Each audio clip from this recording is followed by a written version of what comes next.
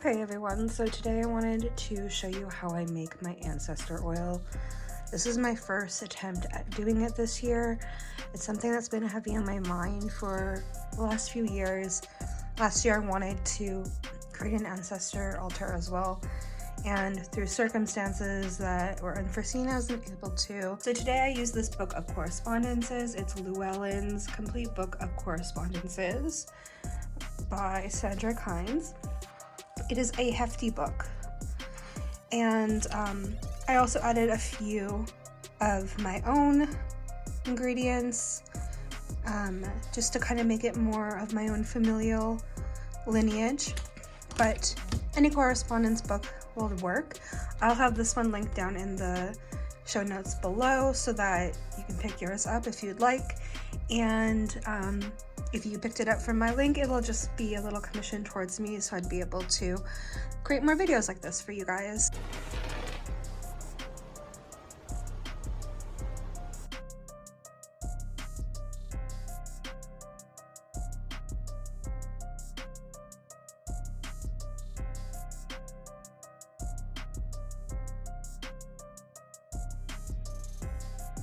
So first off, I'm going to start with smoking the bottle, so it's just clearing out at the moment and cleansing itself, and then I'm going to start with the oils. Now this is something that I want to add to my ancestor altar that I'll be doing later in the month, so definitely stay tuned with that. I won't show everything with it, but I will kind of show you my process and how I start building it and what I want to include.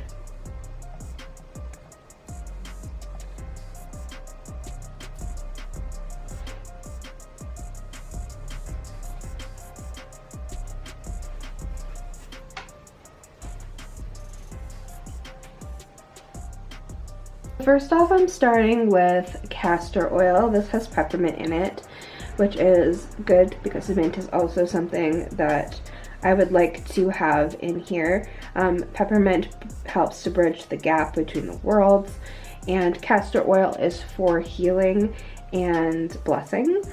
And when I think about castor oil, I think about, you know, like your granny giving you a spoonful of castor oil to heal whatever is going on. So this is the oil I'm going to be using, along with a few others that I have crafted myself. So you want to add your oil.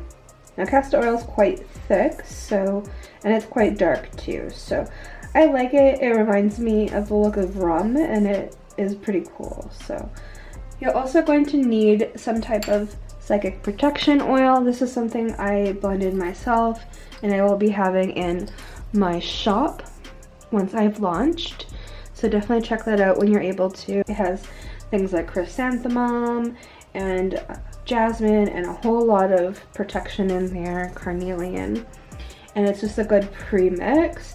So whenever I'm working with spirit, this is something that I want to add to my oil, and this is going to just help thin it out because this is a blend of coconut oil. I'm also going to be adding my Open Roads oil.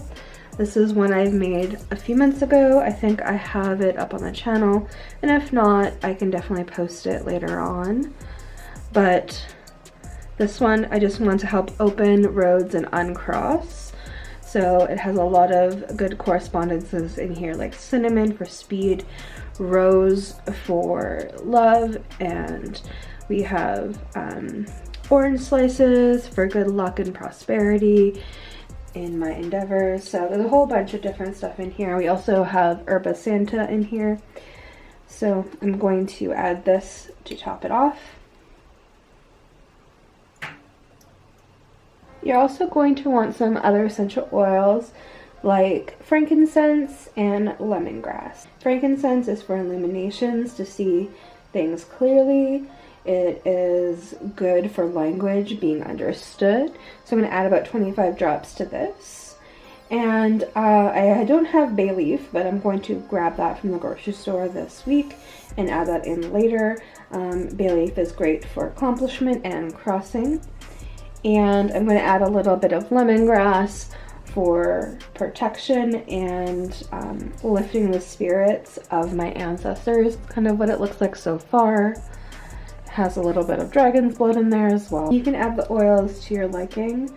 I may add a little bit more lemongrass than most would because I just love it. Next, I have some herbal ingredients here. I have lilac, which is more of a correspondence of my family. I have chrysanthemum flower buds.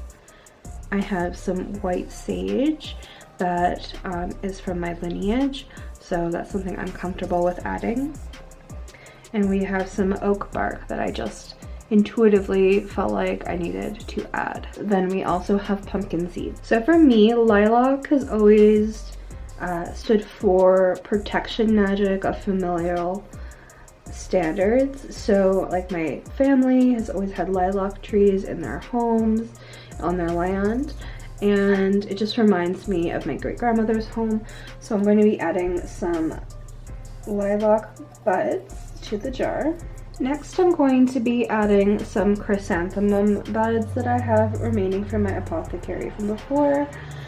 And these are meant for protection, forgiveness from past mistakes, and allowing for a safe space to connect.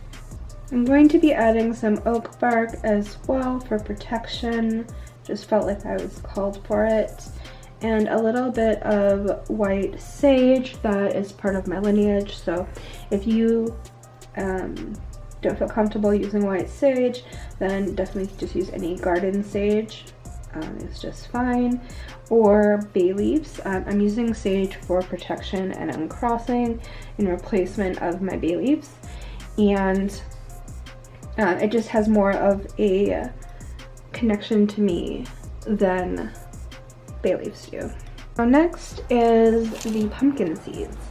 Pumpkin seeds are the main feature of this spell working today, and pumpkin seeds can be used for so many things. They're great for divination, summoning, stimulating, banishing, protective work. They're great for attracting high vibrations.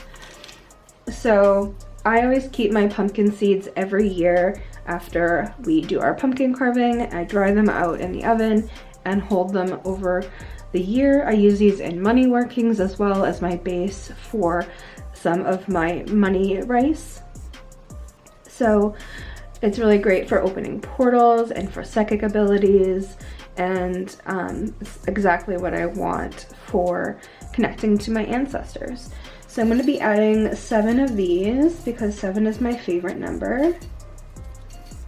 Okay, and then I'm going to top off the rest of this oil with the rest of some of this open. I hope you enjoyed the video, everyone. That is it from my ancestor oil using pumpkin seeds. This video is a collaboration with Steph from Witch Wednesdays. She will have a corresponding video on her channel live right now, going into things with pumpkins or pumpkin seeds, crafting and creating spells with that. So definitely go check it out. I was also featured on her podcast this week, and that should be live as well on her podcast today, where we talk about the magic of pumpkin and all the different things you can do with it this time of year and year round. And she was also featured on my podcast where we talk about Hearth witchcraft for the autumn season. Definitely go check them out and don't miss out. We will both have live podcasts and live videos starting today, the 11th of October. I hope you have a magical Samhain season, and I love you all so very much, and I will see you in the next video. Bye.